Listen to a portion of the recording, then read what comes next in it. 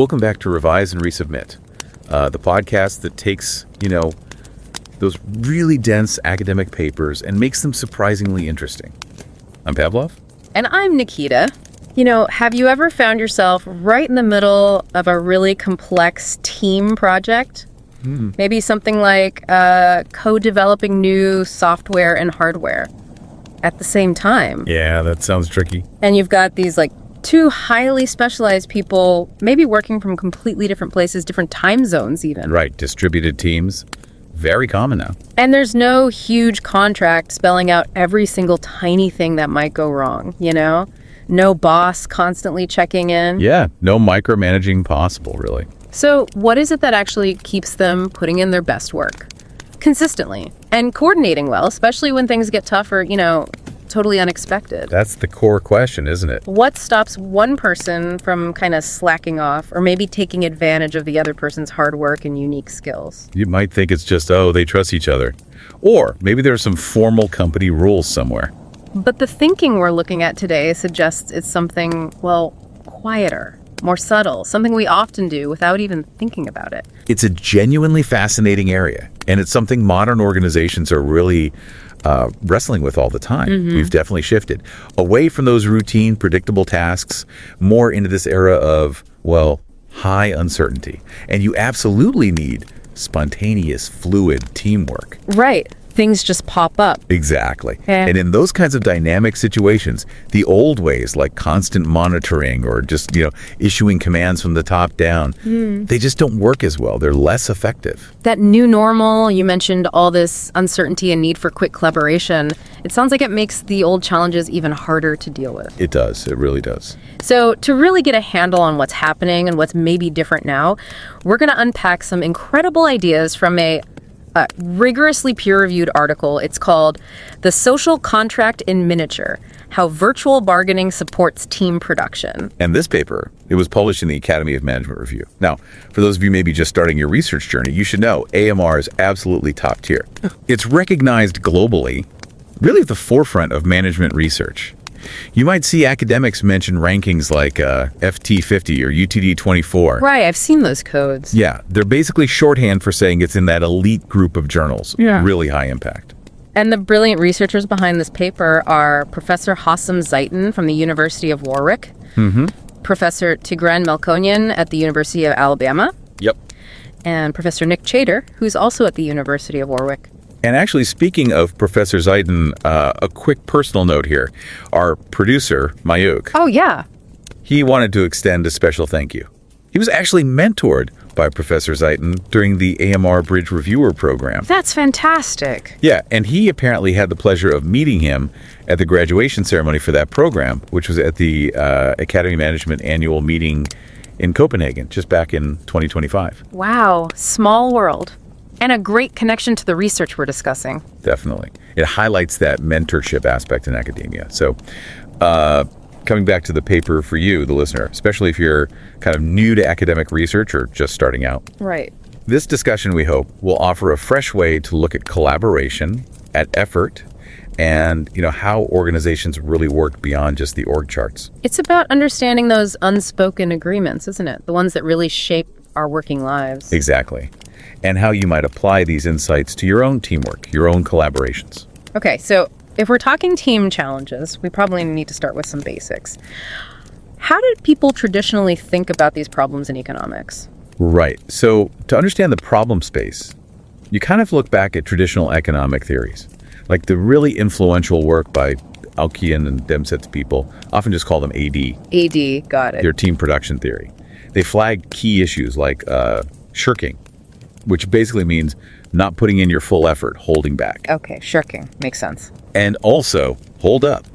That's where one team member kind of exploits another specific investment in the relationship. Hold up. Like how? Well, imagine, say, you built a really specialized tool just for this one project. A tool only your teammate can effectively use. Okay. They might then realize you're dependent on them, and maybe they demand a bigger share of the reward, or they just don't try as hard, knowing you're kind of stuck. I see. They hold you up because you've already invested something specific. Exactly. And these problems, shirking and holdup, they happen because contracts are almost always, incomplete. Incomplete meaning? Meaning it's just too expensive or, frankly, impossible to write down every single possible action for every single future scenario in a formal contract. You just can't predict everything. Precisely. 80s classic example was like two workers lifting some heavy cargo. Okay. In that situation, maybe you could have a specialized monitor or supervisor watching them, spotting if someone isn't pulling their weight. Right. You can see the effort pretty easily there. But that whole model kind of breaks down with complex knowledge work.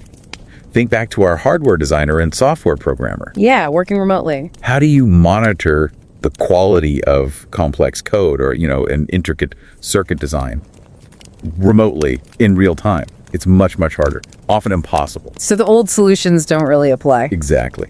And this is why today's organizations face that new normal. Constant oversight, top-down commands. They just become less effective. The formal rules can't keep up with the complexity, the speed. So if those traditional models like ADs kind of fall short for modern work, how do we start to understand what really happens? This is where the paper gets really interesting, right? It offers a sort of refinement. Exactly, a crucial refinement. They introduce this idea they call the social contract in miniature. Social contract in miniature. Okay. Yeah. Think of it as a metaphor. It stands for all those often informal, unspoken, sometimes spontaneous agreements. The norms, the rules, the responsibilities that just sort of emerge and govern how a team behaves. Regardless of what each person might personally want to achieve. Yes. Irrespective of purely personal objectives, it's about how teams manage to avoid, chaos, basically, anarchy at the team level. Without needing formal written rules for every little thing, it's like the invisible glue holding things together. Okay, invisible glue. I like that. And to really get this social contract in miniature, we need to understand a different way people might reason, right? Not the usual economic model. Correct. The conventional model, the one often used in these organizational economic theories, is what the paper calls Nash reasoning. Nash reasoning, like John Nash. That's the one. In this way of thinking, each person acts purely to maximize their own outcome, and crucially, they assume everyone else is doing the exact same thing. Right. Everyone's just looking out for number one. Pretty much. And this can lead to situations where even outcomes that would be good for everyone just fall apart. Because of individual self-interest, nobody trusts anyone else to actually stick to an agreement if they could gain by breaking it. So everyone assumes the worst of each other, in a way. In a purely rational, self-interested way, yes. A great way to see this is the traveler's dilemma. Okay, the traveler's dilemma. How does that work? Imagine two people. They each have to choose an effort level. Say, pick a number between 1 and 10. Okay, 1 to 10 effort. The way the payoffs are set up, if one person chooses just slightly less effort than the other, they get a small bonus, and the person who chose higher gets a penalty. Ah, so there's an incentive to undercut the other person slightly. Exactly. Now, Nash reasoning predicts that both players, thinking only of themselves and assuming the other is doing the same, will keep undercutting each other, step by step, all the way down. To the lowest level, to 1. All the way down to 1, even though they would both be much, much better off if they both just chose 10. That seems crazy. Why would they end up at 1? Because if you think the other person might choose 10, you're tempted to choose 9 to get that bonus, but then they think you might choose 9, so they're tempted to choose 8, and so on. It unravels. Wow, that's really counterintuitive. It is. It's a common result in game theory experiments, but interestingly, it often doesn't match how real people actually behave. People do cooperate more than pure Nash reasoning predicts. Okay, that makes sense. You see cooperation all the time. So if Nash reasoning leads to these, frankly, kind of bad outcomes, especially when we know people do often cooperate, what's the alternative? Is there a more, human way people reach these unspoken agreements? Absolutely. And this is where the paper brings in virtual bargaining. It's a different mode of reasoning, drawing more from cognitive science. Virtual bargaining. Okay. It's where individuals mentally simulate a bargaining process. They ask themselves not just what's best for me, but what would we agree to do? Ah, the we. That sounds key. It is. They consider not just what they could do to maximize their own gain, but what a mutually beneficial, fair agreement would look like for the group. They're putting themselves in a collective mindset, essentially. That feels like a really fundamental shift in how you approach the situation. So if we apply that back to the traveler's dilemma, what happens with virtual bargaining? Well, in that same traveler's dilemma, virtual bargaining allows both players to coordinate on the highest effort level on 10. How? Why doesn't it unravel like before? Because a virtual bargainer, having simulated this, trusts themselves to stick to the mentally agreed upon outcome. Choose 10. And critically, even if they consider the possibility that the other person might slightly cheat, maybe choose 9 instead of 10. Right, the undercutting temptation is still there. It is, but their potential worst payoff if they stick to 10 and the other person chooses 9 is still better for them than their worst payoff if they chose something lower, like 1, where both end up worse off. It's this kind of robust reasoning. It's a powerful collaborative skill. So it allows coordination on the best outcome for the group, even without a formal contract or perfect trust. Exactly. It gets around that unraveling problem predicted by Nash. Now, it's probably worth saying, though, virtual bargaining isn't like a magic wand for every single situation, is it? No, definitely not. Good point. For instance, think about the classic prisoner's dilemma. In that specific game setup, for purely self-interested players, both Nash reasoning and virtual bargaining actually lead to the same outcome: defection. Basically, both players choose to protect themselves, even though it hurts the group total. So VB doesn't always lead to cooperation. Right. It shows that while virtual bargaining is a powerful mechanism, other things can still matter, like pro-social preferences. Meaning people actually caring about others. Yeah, genuinely caring about the other person's outcome, not just your own gain. That can definitely push towards cooperation, sometimes even when virtual bargaining alone might not be enough. So VB is a really important layer of analysis, but it's not the only factor. Okay, that makes sense. It's part of the picture. So let's look at where virtual bargaining really makes a difference. Where does it significantly improve things compared to Nash reasoning? The paper talks about different types of team situations. It does. It distinguishes between a couple of key scenarios. First, think about ongoing sequential projects, like our hardware and software example again, where work happens over time, in stages. Okay, projects that unfold over time. Here, virtual bargaining can lead to continuous high effort from both team members throughout the project. How does that work? Is it about reputation? It's related, but it can happen even without formal reputation systems. It ties into something called a grim trigger strategy. Grim trigger. Sounds ominous. Maybe a little, but it's quite intuitive. Players can tacitly, unspokenly, agree to maintain high effort. Yeah. But there's an implicit understanding. If one person deviates just once and puts in low effort, then the other player will switch to low effort for all future stages of the project. It's like saying, I'll cooperate as long as you do, but you defect once and cooperation is over. So it's a self-enforcing threat, almost. Keeps everyone in line without needing a boss to yell at them. Precisely. It shows how these stable, high-effort agreements can emerge just from the team members' own reasoning, even without formal contracts. And this changes how we think about incentives, right? Absolutely. With Nash reasoning, you often need really skewed rewards to get even one person to put in high effort consistently. Like maybe one person needs to get 80% of the project's value. Which doesn't feel very collaborative. Not at all. But with virtual bargaining, both players can be motivated to exert high effort even with much more balanced incentives. Like maybe they each only need to expect, say, 40% of the benefits. You can achieve high effort from everyone with fairer reward splits. Exactly.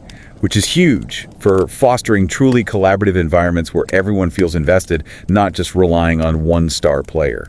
Okay, so that's sequential projects. What about other situations? The paper also talks about one-shot interactions. Yes, and this is super relevant today. Think about ad hoc projects, maybe short-term teams formed for a specific task, especially common with remote work or highly specialized experts who might only collaborate once. Right, where there's no long-term relationship to rely on. Exactly. Here, the paper looks at virtual bargaining through the lens of those hold-up problems we talked about earlier. Okay, and what makes VB effective here? A key factor is the degree of complementarity between the team members' tasks. Complementarity, meaning how much their work relies on each other. Precisely. If one person's increased effort greatly boosts the value of the other person's effort, so their contributions are highly interdependent, they amplify each other. Like the hardware needs the software to function, and better software makes the hardware shine. A perfect example. In those high complementarity situations, virtual bargaining leads to significantly higher effort and better outcomes for everyone compared to Nash reasoning. Why is that? Because the potential gains from coordinating on high effort are just so much larger for everyone involved. Yeah. It makes that mental simulation, what would we agree is best, incredibly compelling for each individual. the more your work depends on mine, the more sense it makes for us to both try hard. That makes intuitive sense. What else influences it in these one-shot cases? Another factor is the marginal cost of effort. Marginal cost. Like, how hard is it to do that next little bit of work? Exactly. How taxing does each extra increment of effort feel? The lower that personal cost, the less exhausting or painful. Each bit of extra work is the bigger the advantage of virtual bargaining. It leads to more effort and better payoffs when effort isn't excessively draining. So easier effort encourages more VB-led collaboration. In a sense, yes. Yeah. And there's a final, really subtle but important point, especially for managers. It's about the alignment of interests. Alignment, meaning how rewards match contributions. Yes. Even if virtual bargaining is happening, if the actual reward structure feels really misaligned with how important people perceive their contributions to be, say a clear star performer isn't recognized sufficiently in the benefits. Oh. Yeah, it can subtly undermine that unspoken agreement. It can distort effort levels, especially when tasks are highly complementary. People might mentally agree on high effort, but feel demotivated if the rewards don't reflect that fairness. So managers need to be careful not to impose reward systems that clash with what the team might implicitly agree is fair. Exactly. The ideal is to design reward structures that kind of mirror or support what the team members themselves would likely bargain for virtually. It helps reinforce that miniature social contract. Okay, so taking all this into account, what does it mean for managers today? Their role seems quite different from just, giving orders. It's a huge shift. Managers in these 21st century settings aren't just directing traffic. They need to become architects of environments where self-organization and virtual bargaining can actually happen. Architects. How? Well, it involves shaping the context, thinking carefully about selecting people with complementary skills, providing training so they can build those specialized interdependent skills. Okay. Maybe fostering a culture where teams actually get some say in who joins them. Even things like improving time management systems across the organization so people aren't constantly exhausted from being spread across too many projects. Reducing that cost of effort we talked about. Precisely. It's all about setting the stage for collaboration to emerge naturally, not just forcing it. Right. And beyond just setting the stage, do managers need to actively, nurture the social contract itself? Absolutely. They can actively prime that virtual bargaining mindset, maybe through specific team building activities that emphasize shared goals and mutual benefits. Okay. Promoting a shared understanding of the common objectives. Establishing a norm where people are encouraged to think about what works for us. It's about supporting those peer-to-peer agreements and building trust, while maybe stepping back a bit from constant oversight. Maintaining a more facilitating authority. It sounds like a real balancing act. Facilitating, not commanding. It is, and communication becomes incredibly important here. But not just any communication, right? You mentioned cheap talk earlier. Right, not just empty words. Meaningful communication helps teams align when there might be several potentially good virtual bargains they could reach. Which one is best? Talking helps clarify that. Yeah. It also reassures everyone that others are actually looking for mutually good agreements, reinforcing that collaborative norm. And it helps clarify everyone's understanding of the situation, the beliefs, the incentives.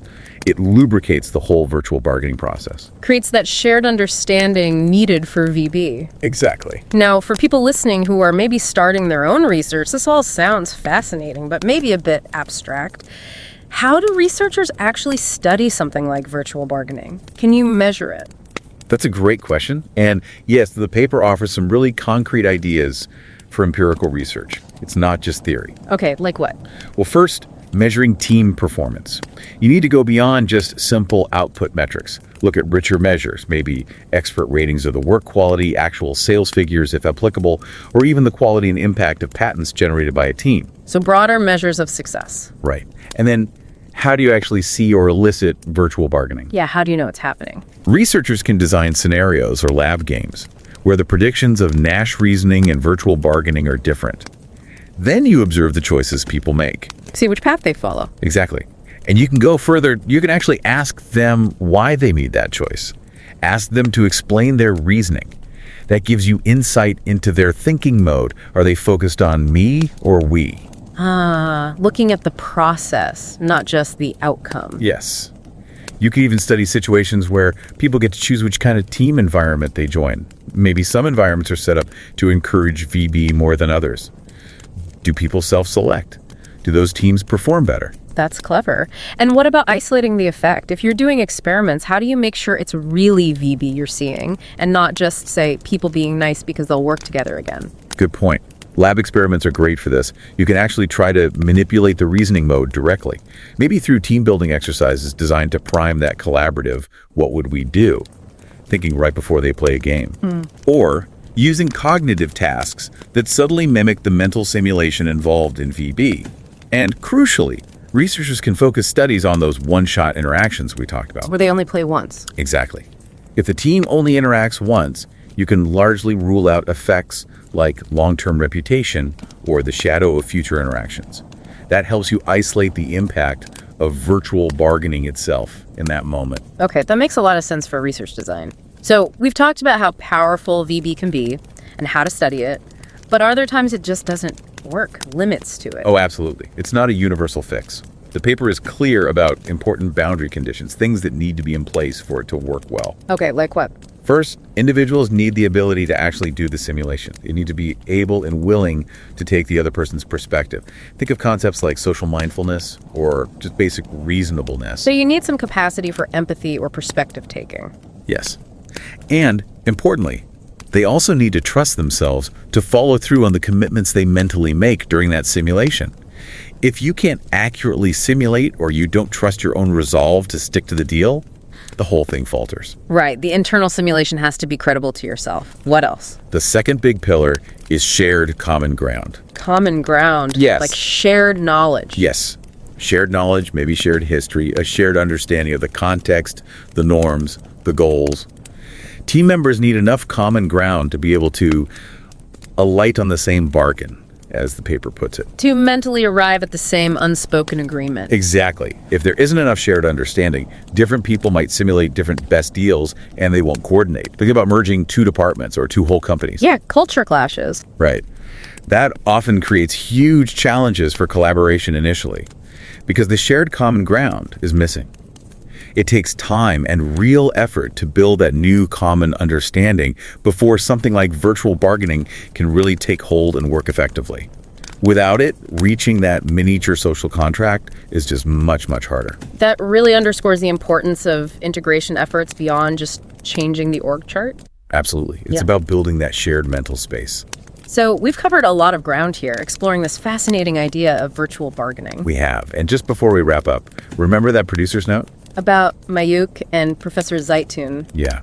It's just a nice reminder, especially for those of you listening who are maybe thinking about research, that these academic connections and mentorships are often really vital. They fuel the kind of work we've been discussing. It's a path worth considering. Definitely. And on that note, we really do encourage you, whether you subscribe to channels like this or not, please do try and make time to read the full article. It's truly thoughtfully crafted, rigorously reviewed, and offers so much more detail. Yeah, it's a powerful piece. The link is right there in the show notes for you. So just to recap, what we've really explored today is how this concept, virtual bargaining, gives us a compelling way to understand how teams manage to self-organize and perform well, especially in today's complex, dynamic, often remote work world. Right. It's not just about what you can do for yourself, but shifting to think about what we would agree to do, even if it's never explicitly stated, for the good of the team. Exactly. And as you embark on your own research, or maybe just your next team project at work or school, think about the teams you'll be part of. Really understanding these unspoken agreements, this social contract in miniature, could be a really significant key to unlocking better coordination, higher performance, and maybe just a better experience overall. It gives you a new lens to see collaboration through. It really does. Maybe consider this. Think back to a time when a team you were part of achieved something really great, something extraordinary, maybe without super clear instructions or a manager breathing down your necks. Okay. Is it possible that subconsciously you were all engaging in this kind of virtual bargaining, creating that miniature social contract without even putting a name to it? That's a really interesting thought. It might explain some of those magical team moments. And if that was the case, how might consciously applying this understanding change things next time? You mean by actively trying to build common ground, encouraging people to see others' perspectives, making sure rewards feel fair? Exactly. By consciously nurturing the conditions for virtual bargaining. How could that change your next collaborative experience? Imagine the potential for self-managing teams if everyone had a better handle on these hidden dynamics, these unspoken agreements that really drive so much of our collective success. And don't forget to subscribe to Revise and Resubmit on Spotify and Apple Podcasts. Until next time, keep those minds curious, keep questioning, and keep revising and resubmitting.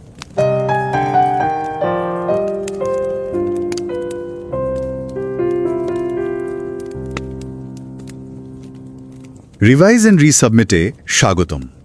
আমি Pavlov. আর আমি নিকিতা। আচ্ছা, ধরুন একটা দারুণ headphone বানানোর কাজ চলছে, হ্যাঁ? একজন হয়তো হার্ডওয়্যারটা দেখছেন, আরেকজন সফটওয়্যার। দুজনকেই তো সেরাটা দিতে হবে, কিন্তু কে ঠিক কতটা করছেন মানে সেটা তো সবসময় পরিষ্কার বোঝা যায় না, তাই না? একদম। এইরকম পরিস্থিতিতে দলগুলো কিভাবে একসাথে ভালোভাবে কাজ করে, বিশেষ করে যখন মানে পুরোনো দিনের ওই নজরদারি বা নিয়মকানুনগুলো ঠিক কাজ করে না। ঠিক এই জটিল প্রশ্নটা নিয়েই আসলে আজকের আলোচনা। আমরা একটা গবেষণাপত্রের মূল ভাবনাগুলো তুলে ধরছি। ও আচ্ছা। পেপারটার নাম হলো the social contract in miniature, how virtual bargaining supports team production. আর এটা পাবলিশ হয়েছে একাডেমি অফ ম্যানেজমেন্ট রিভিউতে। একাডেমি অফ ম্যানেজমেন্ট রিভিউ, দারুণ জার্নাল তো। হ্যাঁ, খুবই উঁচু মানের, মানে FT50 আর UTD24 লিস্টেড বিশ্বের সেরা বিজনেস জার্নালগুলোর একটা। বাহ, কারা লিখেছেন এটা? এর লেখকরা হলেন অধ্যাপক হোসাম জাইতুন, উনি ওয়ারউইক ইউনিভার্সিটিতে আছেন, অধ্যাপক টিগ্রান মেলকোনিয়ান আলবামা ইউনিভার্সিটির, আর অধ্যাপক নিক চ্যাটার, তিনিও ওয়ারউইক ইউনিভার্সিটির। আচ্ছা, আর এখানে একটা বিশেষ ধন্যবাদও জানানোর আছে, তাই না? হ্যাঁ, ঠিক। হ্যাঁ, আমরা বিশেষভাবে ধন্যবাদ জানাতে চাই এই পেপারটির প্রথম লেখক অধ্যাপক হোসাম জাইতুনকে। আমাদের এই অনুষ্ঠানের প্রযোজক, তিনি AMR ব্রিজ রিভিউয়ার প্রোগ্রামে তার কাছে মেন্টরশিপ পেয়েছিলেন। ও চমৎকার। হ্যাঁ, আর 2025 সালে কোপেনহেগেনে যে academy of management annual meeting হলো, মানে 85তম মিটিং, সেখানে গ্র্যাজুয়েশন সেরিমনিতে তার সাথে দেখা হওয়ার সুযোগও হয়েছিল। দারুণ ব্যাপার তো।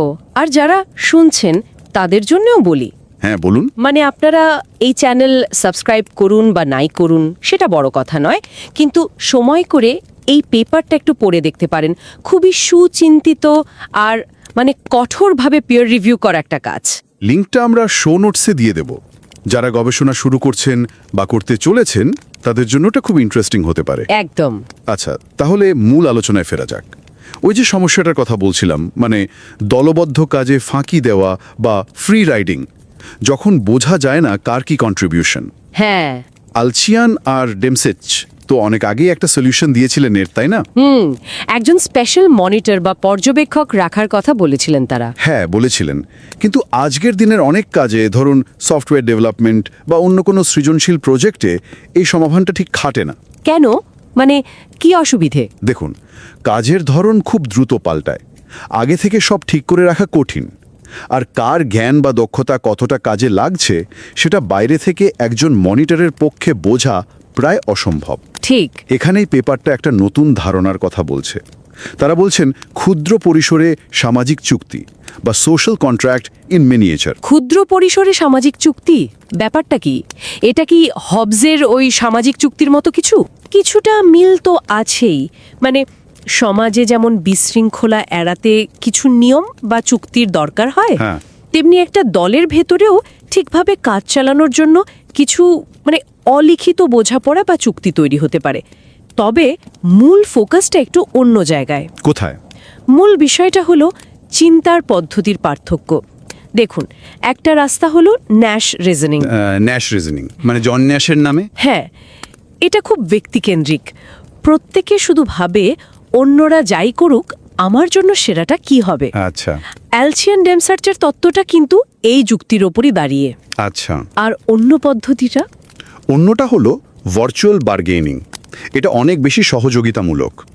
এখানে দলের সদস্যরা মনে মনে ভাবে, আচ্ছা, আমরা যদি খোলাখুলি আলোচনা করতাম তাহলে কোন কাজটা করার ব্যাপারে একমত হতাম। মানে একটা কাল্পনিক দর কষাকষি। ঠিক তাই, তারা সম্ভাব্য সেরা যৌথ ফলাফলের কথা ভাবে এবং সেই অলিখিত চুক্তিটা মেনে চলার চেষ্টা করে। এটা আসলে কগনিটিভ সায়েন্স বা জ্ঞানীয় বিজ্ঞানের ধারণা থেকে নেওয়া, মানে মানুষ পরিস্থিতি নিয়ে কিভাবে চিন্তা করছে সেটার ওপর জোর দেওয়া। কিন্তু এটাকে একটু বেশি আইডিয়ালিস্টিক শোনাচ্ছে না?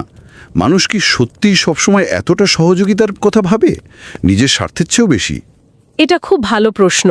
দেখুন, ভার্চুয়াল বার্গেনিং কিন্তু শুধু পরোপকারী হওয়া নয় বা শুধু ভালো মানুষ হওয়ার ব্যাপারও নয়। তাহলে এটা একটা যুক্তির প্রক্রিয়া। ধরুন, ট্রাভেলার্স ডিলেমা বলে একটা ক্লাসিক উদাহরণ আছে। খুব সহজ করে বললে, ধরুন দুজন লোক 1 থেকে 10-এর মধ্যে কোনো একটা চেষ্টা বা এফর্ট দিতে পারে। ন্যাশ রিজনিং অনুযায়ী দুজনেই সবচেয়ে কম চেষ্টা মানে 1 দেবে, কারণ ভয় থাকে আমি যদি বেশি দিই অন্যজন কম দিয়ে সুযোগ নিয়ে নেবে। হ্যাঁ, এটা তো গেম থিওরিতে পড়ানো হয়। ঠিক, কিন্তু ভার্চুয়াল বার্গেনিং হলে তারা হয়তো দুজনেই সর্বোচ্চ চেষ্টা মানে 10 দেওয়ার কথা ভাববে, কারণ তারা মনে মনে বুঝবে যদি দুজনেই 10 দেওয়ার ব্যাপারে একমত হতাম সেটাই হতো বেস্ট আউটকাম। এখন যদি আমি 10 দিই আর অন্যজন চুক্তি ভেঙে 9 দেয়, তাতে আমার একটু ক্ষতি হবে ঠিকই, কিন্তু সেটা 1 দেওয়ার চেয়ে তো অনেক ভালো। ইন্টারেস্টিং। তার মানে তারা সবচেয়ে খারাপ অবস্থাটা এড়াতে চাইছে। শুধু তাই নয়, তারা সম্ভাব্য সেরা ফলাফলের দিকেও ঝুঁকছে একটা অলিখিত বোঝাপড়ার মাধ্যমে।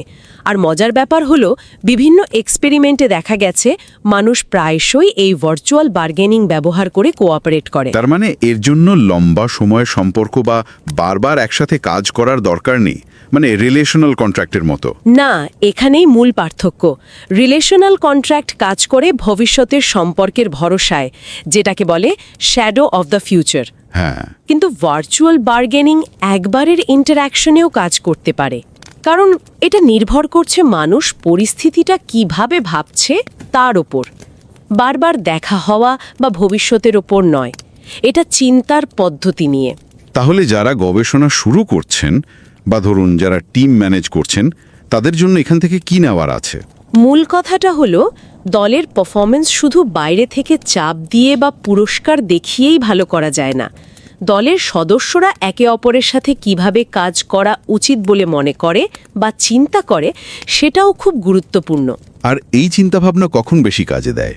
ভার্চুয়াল বার্গেনিং বিশেষ করে তখন ভালো কাজ করে যখন সদস্যদের দক্ষতা একে অপরের পরিপূরক হয়, মানে একজনের কাজ শেষ করতে অন্যজনের ইনপুট লাগে। তখন এই সহযোগিতার ভাবনাটা আরও জোরালো হয়। বুঝলাম। তাহলে বিষয়টা দাঁড়ালো দলের ভেতরের রসায়নটা, মানে সদস্যরা কিভাবে চিন্তা করছে সেটা ম্যানেজ করাও জরুরি, শুধু নিয়ম বা পর্যবেক্ষণে হবে না। একদম। শেষ করার আগে একটা প্রশ্ন মনে আসছে, যদি দলগুলো শুধু চুক্তি নিয়ে একটু অন্যভাবে চিন্তা করে ভালো কাজ করতে পারে, তাহলে এই যে জটিল সৃজনশীল কাজগুলো, সেখানে শুধু পুরস্কার বা শাস্তির উপর ভিত্তি করে ম্যানেজমেন্টের কি একটা সীমা আছে? আর আমরা নিজেরা যখন একসাথে কাজ করি, তখন কোন অলিখিত বোঝাপড়াগুলো আমাদের সাহায্য করে?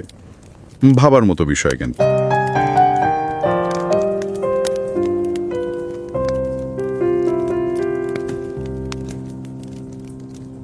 नमस्कार। रिवाइज एंड रीसबमिट में आपका स्वागत है। मैं हूं पावलोव और मैं हूं निकिता। सोचिए, एक हार्डवेयर डिजाइनर है और एक सॉफ्टवेयर प्रोग्रामर, दोनों मिलकर एक नया हेडफोन बना रहे हैं। दोनों को पूरी जी जान लगानी है, पर यह देखना बड़ा मुश्किल है कि कौन कितनी मेहनत कर रहा है। हाँ, खासकर जब काम ऐसा हो जो पहले से तय ना हो, बदलता रहे। बिल्कुल। और अगर दोनों को ये डर हो कि भाई कहीं दूसरा कम मेहनत करके अपना फायदा ना देख ले, तो शायद वो बढ़िया हेडफोन कभी बन ही ना पाए। हाँ, ये स्थिति आजकल बहुत आम है, जहाँ टीमों को मिलकर काम करना होता है, पर निगरानी वो पारंपरिक वाली मुश्किल होती है। अच्छा। और इसी गुत्थी को सुलझाने की कोशिश करता है एक बहुत ही महत्वपूर्ण लेख। ये हाल ही में academy of management review journal में छपा है। अरे वाह, ये तो बहुत ही प्रतिष्ठित जर्नल है।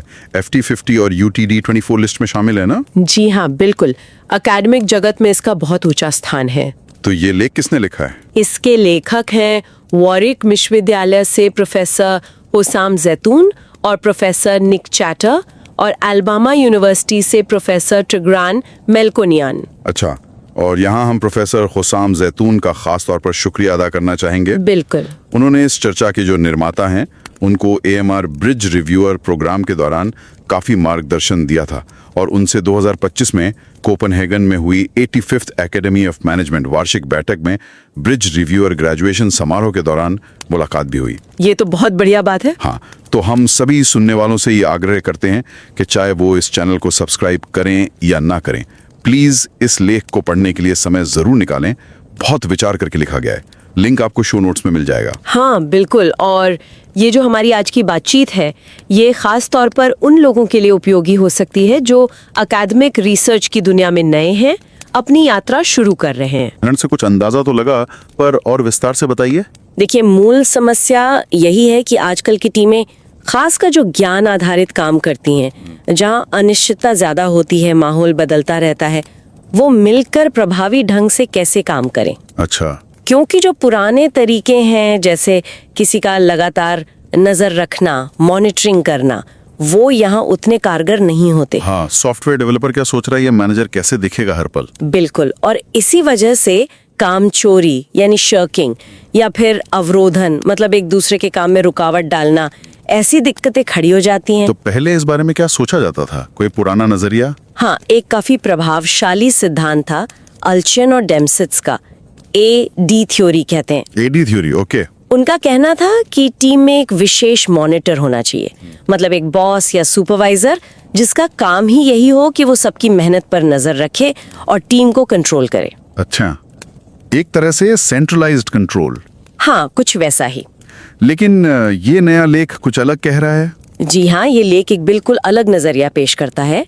इसे उन्होंने लघु सामाजिक अनुबंध या सोशल कॉन्ट्रैक्ट इन मिनिएचर कहा है। लघु सामाजिक अनुबंध, ये सुनने में भारी लगता है नहीं, ये बस एक रूपक है, समझाने का तरीका। जैसे हम समाज में रहते हैं तो कुछ अनकहे नियम मानते हैं ना, ताकि सब कुछ ठीक से चलता रहे। हाँ, जैसे ट्रैफिक लाइट पर रुकना या लाइन में लगना, कोई बताता नहीं हर बार, पर हम करते। बिल्कुल, तो वैसे ही ये लेख कहता है कि टीमें भी बिना किसी औपचारिक बॉस या लिखे हुए नियमों के अंदर ही अंदर अपनी भूमिकाएं, अपनी जिम्मेदारियां, अपने काम करने के तरीके तय कर लेती हैं, ताकि अराजकता न फैले और काम हो जाए। सही कहा, ताकि मिलकर काम किया जा सके। ये एक अनौपचारिक समझौता है। दिलचस्प है, पर ये होता कैसे है? मतलब बिना मीटिंग के, बिना बात किए ये समझौता कैसे बन जाता है? यहीं पर लेख का सबसे अहम विचार आता है, वर्चुअल बार्गेनिंग यानी आभासी सौदेबाजी। वर्चुअल बार्गेनिंग, आभासी सौदेबाजी, इसका क्या मतलब हुआ?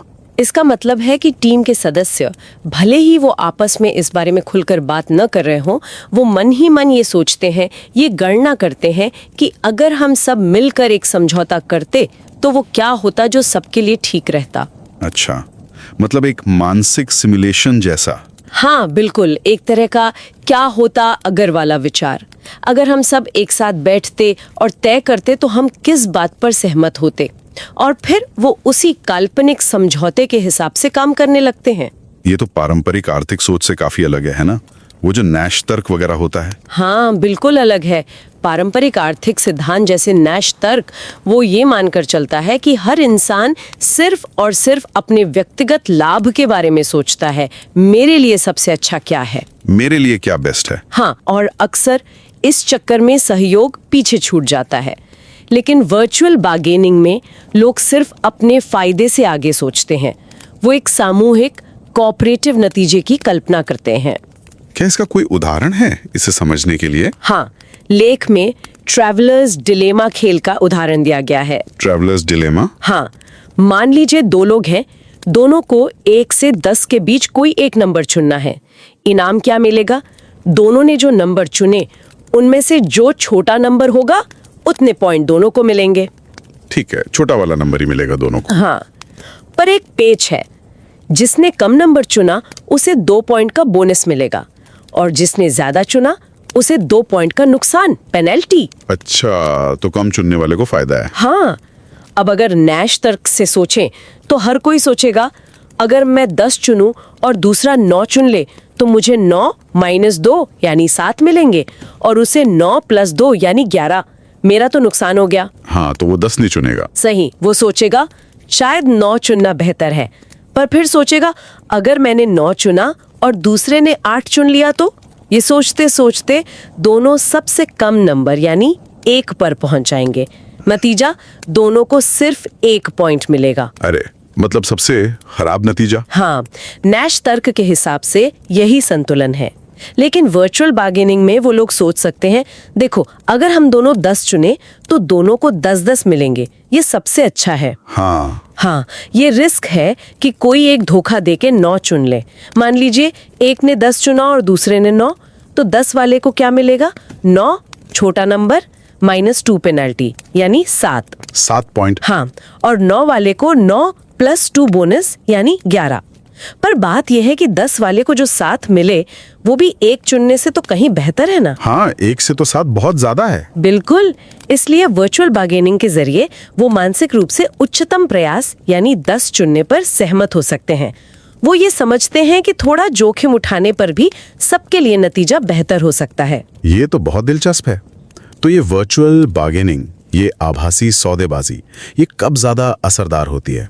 लेख बताता है कि ये कुछ स्थितियों में ज्यादा प्रभावी होती है। पहला, जब टीम सदस्यों के काम एक दूसरे के पूरक हों, मतलब हाई कॉम्प्लीमेंटैरिटी। पूरक मतलब? एक का काम दूसरे के काम आए।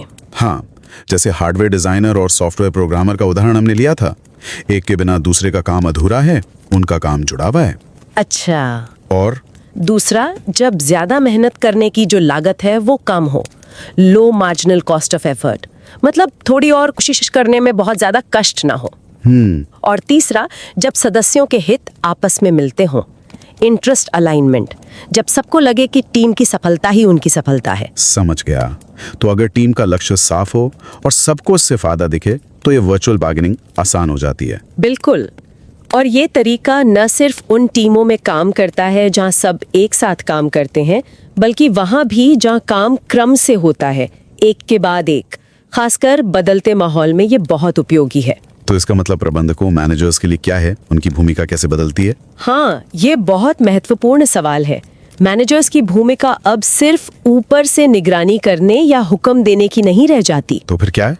उनका काम हो जाता है एक ऐसा माहौल बनाना, ऐसी परिस्थितियां तैयार करना जहां ये वर्चुअल बार्गेनिंग अपने आप पनप सके। अच्छा, मतलब माहौल बनाना कैसे? जैसे सही लोगों को टीम में चुनना जिनके लक्ष्य मिलते हों, काम को इस तरह से डिजाइन करना कि लोगों में वो पूरकता, वो कॉम्प्लीमेंटैरिटी बढ़े, ताकि वो एक दूसरे पर निर्भर हों। हाँ, और एक ऐसी संस्कृति, एक ऐसा कल्चर विकसित करना जहां सहयोग को, मिलकर काम करने को महत्व दिया जाए।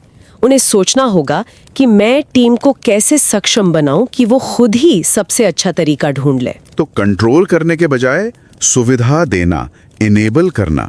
बिल्कुल सही, फैसिलिटेट करना। तो अगर हम संक्षेप में कहें तो ये वर्चुअल बार्गेनिंग हमें ये समझने में मदद करती है कि टीमें कैसे बिना किसी सख्त निगरानी के भी मुश्किल और अनिश्चित माहौल में मिलकर प्रभावी ढंग से काम कर सकती हैं। हाँ, ये सिर्फ अपने निजी फायदे से ऊपर उठकर सोचने का, एक साझा समझौते की कल्पना करने का तरीका है। बहुत खूब, ये वाकई सोचने का एक नया ढंग है। जी, और यहाँ हम श्रोताओं के लिए एक विचार छोड़ जाते हैं। हाँ, जरूर। क्या ये जो सोचने के अलग अलग तरीके हैं, एक तरफ नैश तर्क जो सिर्फ अपने बारे में सोचता है, और दूसरी तरफ ये वर्चुअल बार्गेनिंग जो एक काल्पनिक समझौते पर पहुंचता है, क्या इनकी गहरी समझ हमें सिर्फ बेहतर टीमें बनाने में ही मदद कर सकती है, या इसका असर और भी व्यापक हो सकता है? हाँ, क्या ये हमें समाज में बड़े स्तर पर होने वाले सहयोग, समझौतों या यहाँ तक कि असहमतियों को समझने का भी एक नया नजरिया दे सकती है? शायद ये सिर्फ ऑफिस की टीमों या कंपनियों तक ही सीमित ना हो। ये सोचने वाली बात है, बहुत दिलचस्प।